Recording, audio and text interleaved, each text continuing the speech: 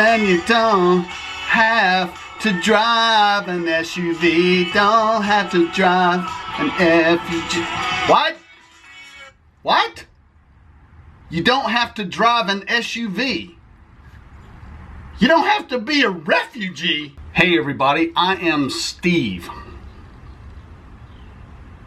Does anybody name their kid Steve anymore? I mean, think about it. I have not heard of a new baby like, welcome to our baby shower for Steve.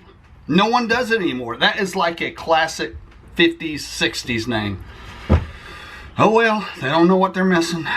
But anyway, hey, you know how kayak fishermen always modding their kayaks? It's like we have to sign some kind of agreement when we get a kayak that you will continually and in perpetuity, yeah, I said perpetuity, make kayak mods to your kayak. Well, I'm doing that today.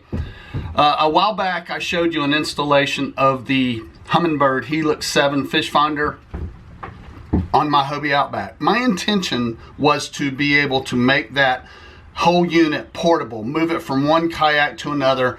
That hasn't worked out the way I wanted it to work out, so I'm making it more of a permanent install on my Hobie Outback. So today, I've got to run some wiring through the hull and up out of the hull. So I thought I would show you how I do that. This is the first time I've done it, so let's learn together. So whatever kayak you have, you can use this Hobie Thru-Hull Wiring Kit. They're about 20 bucks. I'll put a link in the description. But it really makes for a nice clean install when you're running wires through the hull of your kayak. All right, so here it is. Let's take a look at it. I bought this Hobie Thru-Hull Wiring Kit. They're around 20 bucks or so.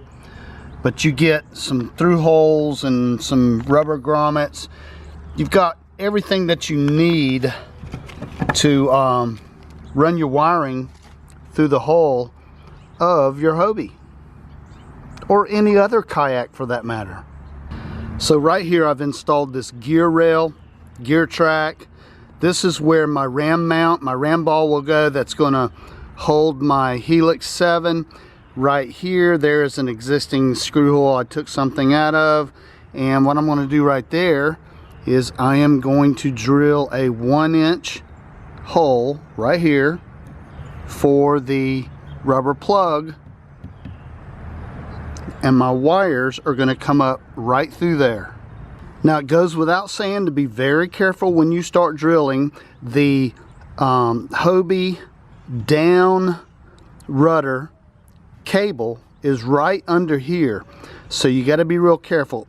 If you're careful, you won't have any problems, you won't hit it. But just be advised, on the Outback right through here, the Hobie rudder down cable is right under there. Y'all think I'm kidding when I say when I start to do a video outside, all hell breaks loose. There you go, more proof.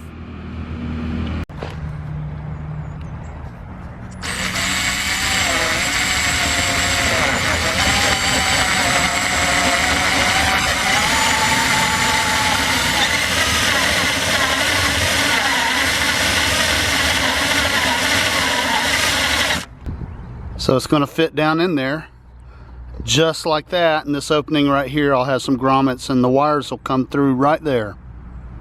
You have to run your wires through this ring because this ring is going to slide up over the wires and it's going to screw onto the bottom of that plug. So make sure your wires go through that ring. Make sure the rubber gasket goes over your wires, because once you put everything together, this rubber gasket is going to fit right in there. It's going to help you seal water out. So don't forget that rubber gasket. I've selected this rubber grommet. It has the 2 holes for my 2 wires. One is the power cable, one is for the transducer, and it's going to fit in there just like that. Here's a final look at it, and it's a nice clean install. These wires, they will move in and out, so you can get slack or push them down as necessary. But that's a nice clean install.